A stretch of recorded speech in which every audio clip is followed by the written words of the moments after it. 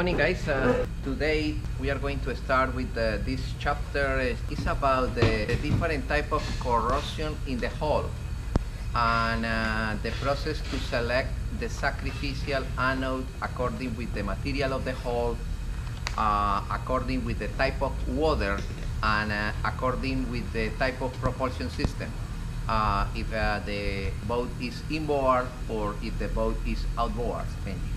We have basically, according with the previous classes, three metals, three alloys that are the preferred alloys for sacrificial anodes. One of those alloys is based on zinc, the second one is based on aluminum, and the third one is based on magnesium. Those three wonderful elements used like a sacrificial anode. Let me try to refresh something, guys. When I say that this metal, this alloy, is good to work like a sacrificial anode, is because that alloy is more anodic than the other metals, or more cathodic? More anodic. Because it's more anodic, the voltage reference is more negative. You remember in the galvanic series table, the more anodic elements, aluminum, zinc, magnesium, galvanized steels are excellent anodes, and good cathodes are platinum, gold, silver. No? What happened, guys? What is the symptom when you put excessive amount of sacrificial anodes in your boat? That situation is considered overprotection. What happens if you have overprotection? What happened in your boat? How you know that I have excessive protection? The paint peel out. Okay, guys, I prepared a great presentation. It's about the different type of materials used, and I represent those materials in this wonderful table. And it's basically this poster. The most common sacrificial anodes are in zinc, in aluminum, in magnesium. And we are going to try to learn that depending on the material of the hull, if the hull is in wood, in aluminum, in fiberglass, or steel, and additionally if the boat is inboard or if the boat is outboard motors, what type of anode, what happens if I use aluminum in that condition? This is good for wood, this is good for aluminum, and this is the anode recommended for the boat, and this is the material for the fasteners. This is a great table, and yes, you can get the table in my website or here in class with me. We are going to check the most famous. Number one, I want to check how much is the electrical potential of each of these. How much anodic is this, and this? In the table, aluminum, the electrical potential is minus 1.1. It's minus 1.1 volts. Let me check this one. What about the electrical potential of zinc? It's minus 1.05. Minus 1.05. And let me check what happened with the electrical potential of magnesium. Magnesium is minus 1.6 volts. You see? Minus 1.05 for zinc, minus 1.1 for aluminum, and minus 1.6 for magnesium. Who of those sacrificial anodes is more anodic? Magnesium. Yes, is more negative, more anodic. Today we are going to learn that this is one of the reasons why magnesium is good only in fresh water, not in salt water. It's because it's more anodic than the other ones. In salt water is better conductor of electricity. That's not good. This is why it's good in fresh water, magnesium. You understand, guys? Okay, we are going to check again. This is the table. We are going to start with zinc. Look at this. This is the alloy of zinc. This is the alloy of zinc. It's a military alloy, series 1800 1K. That's okay? All right, great. We are going to check what happened zinc in salt water. Zinc in salt waters are highly recommended in salt water. The anodes of zinc in salt water. Let me check what happened with those sacrificial anodes with inboards. Inboards. Okay, in inboards I have different options: wood, steel, fiberglass, or aluminum hull. We are going to check inboard with the aluminum hull. Okay, the anodes of zinc are highly recommended in salt water with aluminum hull. The anodes of zinc are not recommended in fresh water with aluminum hull.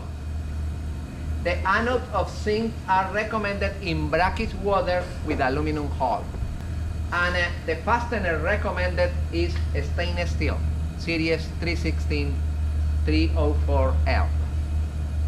You like that summary of information? This is when I have an inboard with an aluminum hull. What happens if I have an inboard with fiberglass hull? If the hull is in fiberglass, the anodes of zinc are recommended with fiberglass, and also they are recommended with brackish water if the hull is in fiberglass. Anodes of zinc.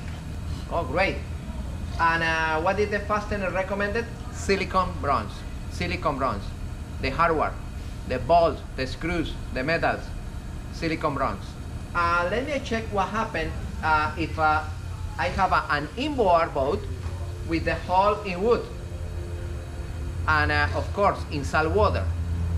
The zinc anodes are recommended in salt water with the hull in wood. And the zinc of anode, the anodes of zinc are recommended in brackish water with the wood hulls. And also the fastener recommended is silicon bronze. Silicon bronze is the fastener recommended.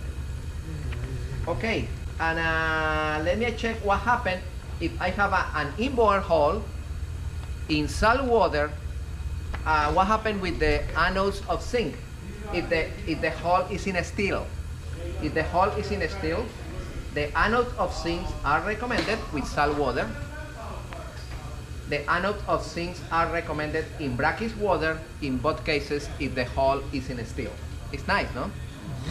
Very informative. And the fastener recommended is stainless steel. In this particular case, my friends, if you have that situation, if you have a hull in steel, salt water, and sacrificial anode in zinc, the fastener recommended is stainless steel series 316 304L.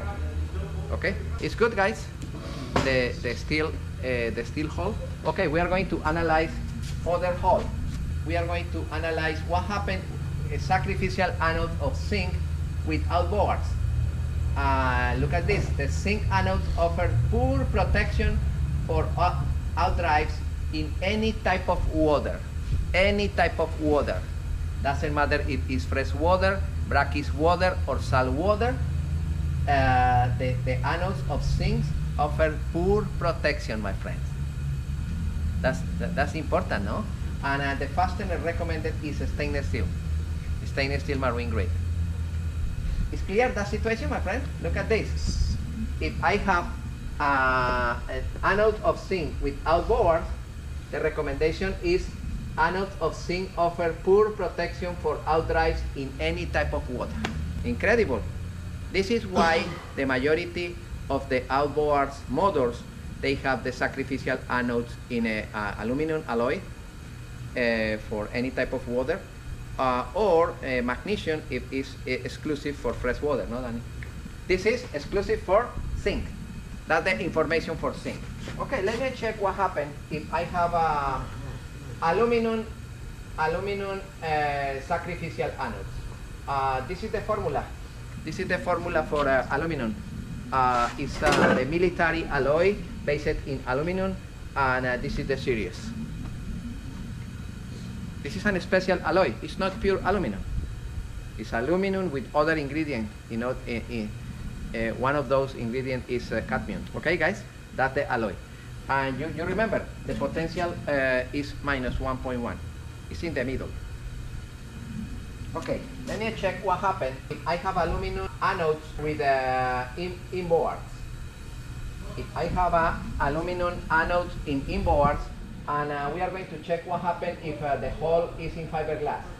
If the hull is in fiberglass, the aluminum anodes are recommended in salt water with fiberglass hull.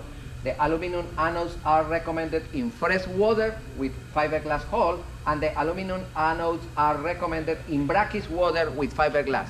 In other words, the aluminum sacrificial anodes are the aspirin in salt water with any type of hull, fiberglass, wood, steel, or aluminum. Because always the people talk about zinc anodes. And look, aluminum is superior in this particular case. Let me check what happened with aluminum hull. Aluminum hull. Pay attention. We are talking about aluminum sacrificial anodes with aluminum hulls. And we are going to check what happened in salt water. In salt water, the aluminum anodes are recommended. What happened in fresh water? In fresh water, aluminum anodes are recommended. In brackish water, they are recommended also. Excellent. Excellent. Exactly the same that with fiberglass. Aluminum anodes are highly recommended in those three type of waters with inboard engines.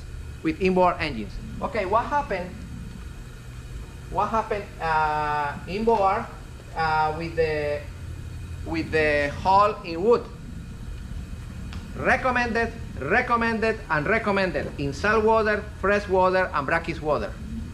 Wow, aluminum hulls are the really the aspirin. Let me check the other type of hull, the hull in steel. Aluminum anodes recommended, and recommended. Wow, excellent. And what type of fastener is recommended? A stainless steel fastener. Series 316, 304L.